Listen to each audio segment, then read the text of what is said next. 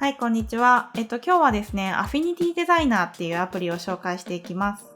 で、このアプリなんですけど、結構プロ向けのアプリで、ちょっと初心者の方には難しいかなって印象です。なので、今までちょっと紹介してなかったんですけど、アフィニティデザイナー知りたいっていう方がちょっとコメントいただいたので、今日はそれを使ってイラストを描いていこうかなと思います。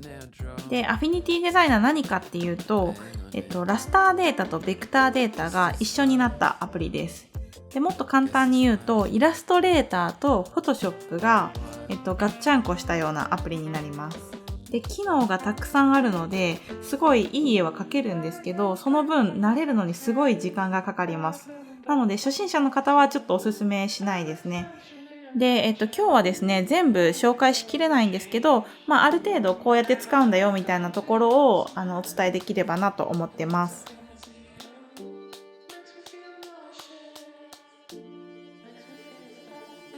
はい、じゃあ始めていきます。まずアフィニティデザイナー開いてもらうと、キャンバスがこんな風にたくさん並んでます。で、今回はこの写真に、イラストとかを付け加えて、こういうような完成図にしていきたいと思います。で、ざっくりツール説明していくと、今右側のパネルですね。ここはレイヤーパネルだったりとか、あとは、調整レイヤーですね。色を変えたりする項目。あとはブラシを選択したりするのはこの右側のパネルからやっていきます。で、左側がツールパネルって言って、イラストレーター、フォトショーやってる人はわかると思うんですけど、パスがあったりとか移動ツール、あと塗りつぶしとか消しゴムとかはここから選びます。で、上のところに3つ選択項目があって、左から、ベクトル、真ん中がピクセル、で、一番右が書き出し項目になります。で、このベクトルとピクセルっていうパネルをスイッチングしながら書いていくんですけど、例えばパスとかベジ曲線、いられみたいなものを使いたいときは、ベクトルパネルを選択した状態で書いていきます。で、逆にフォトショップみたいになんかぼかしとか画像調節とかをしたいときは、ピクセルっていう項目を選択した状態で、書いていきます。で、ここがちょっとややこしいんですけど、つまり今イラストレーターとフォトショップがこのアプリの中にガッチャンコされてる状態なんですね。なのでそれをスイッチングして切り替えてあげなきゃいけなくって、でイラストレーターみたいなものを使いたいときはベクトルモード、一番左。で、フォトショップみたいな機能を使いたいときは真ん中のピクセルモードにしてあげる必要があります。で、今、ベクトルモード、いられモードで、アウトライン、このモデルさんのアウトラインを描いていきます。で、ブラシを取って、ここのアウトラインをなぞっていきます。で、今、ブラシで描いてるんですけど、この、ブラシの線っていうのはパス化されるんですね。なので、ベジェ曲線として後から修正することができます。で、パスなので、拡大しても縮小しても、ジャギーにならないというか、すごい綺麗なラインが描けます。で、ここからですね、この服の全体的なアウトラインを取っていきたいと思います。でですね、アフィニティデザイナーについてもう少し話すと、私昔からちょっと使ってたんですけど、あんまりこの動画、この YouTube ではおすすめしてなかったんですね。で、なんでかっていうと、理由3つあって、1つ目が、機能がですね、多すぎるんですよね。いろんな複雑な絵が描けるんですけど、その分機能もたくさんありすぎて、なんかどこに何があるのかがわからないっていう状態なんですよね。なんで私も初めて触った時超イライラしながら描いてたんですけど、それぐらい初心者の人には結構とっつきにくいアプリになります。で、2つ目がですね、iPad のアプリにしては結構値段が高いんですよね。今で2400円します、これ。で、本気でやりたい人だったらいいかもしれないんですけど、なかなかそんな人いないかなと思って今まで紹介してなかったですね。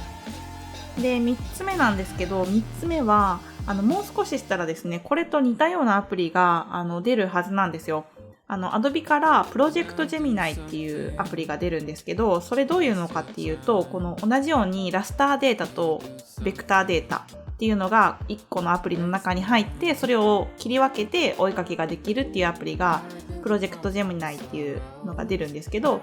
それ出てからどういうものか見て買うか決めたらいいかなと思います。なので今アフィニティデザイナー買おうか迷ってる人はちょっと待った方がいいかもしれないですね。多分あと半年以内には出ると予想してるんですけど、その時にまたね、プロジェクトジェミナイとアフィニティデザイナーの比較とか動画出せたらなと思うんで、その時に決めてもらえばいいと思います。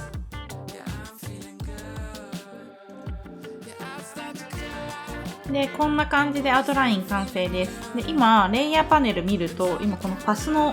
レイヤーがたくさん並んでいる状態です。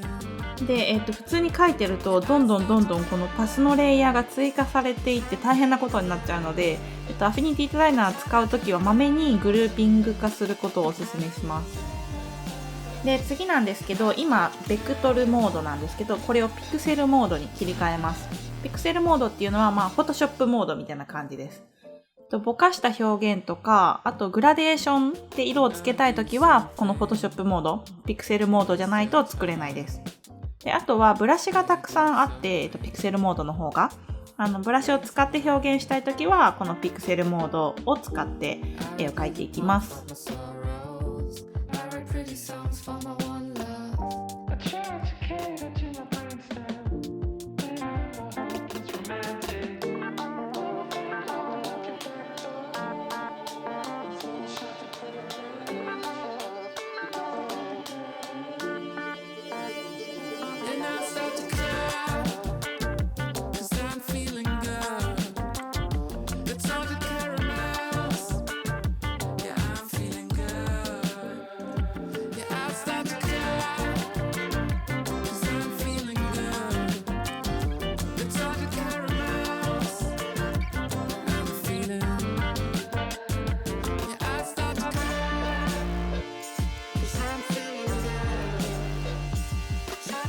で、ここまででトップスとデニムのベースカラーが塗れたので、ここからですね、シャドウとハイライトを追加していきます。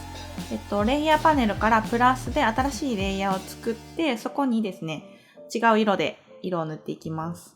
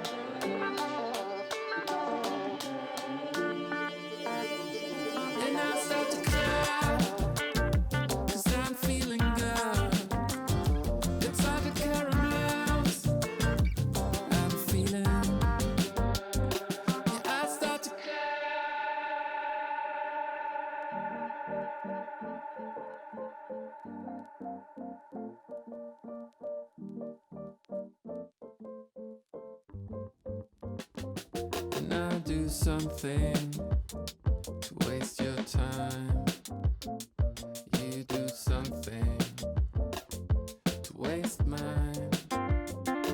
I write little poems about my sorrows. I write pretty songs for my one love. I try to cater to my brainstem. I hope it's romantic.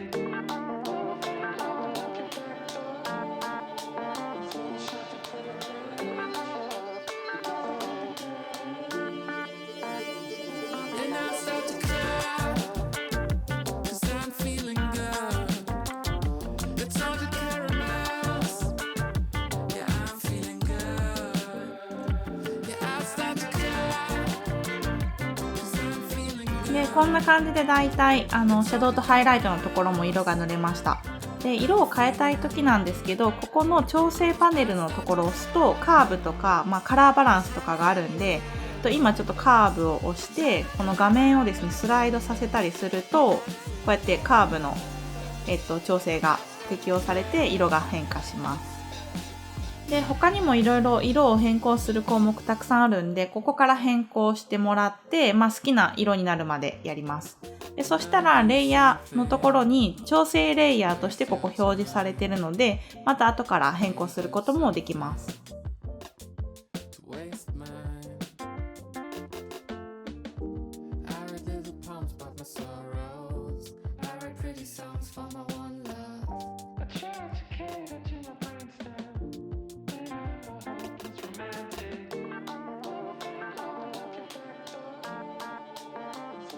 はい、ということで完成になります。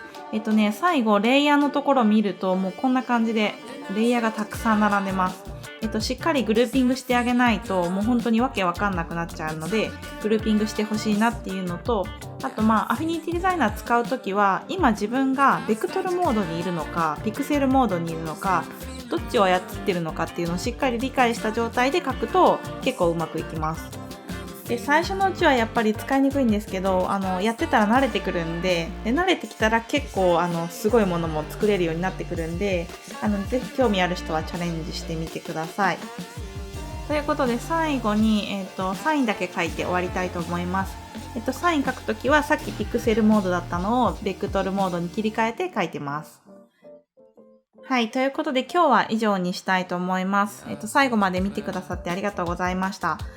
他にもですね、iPad で使えるデザインアプリみたいなのをたくさん紹介しているので、よかったらチャンネル登録の方お願いします。ではでは、バイバイ。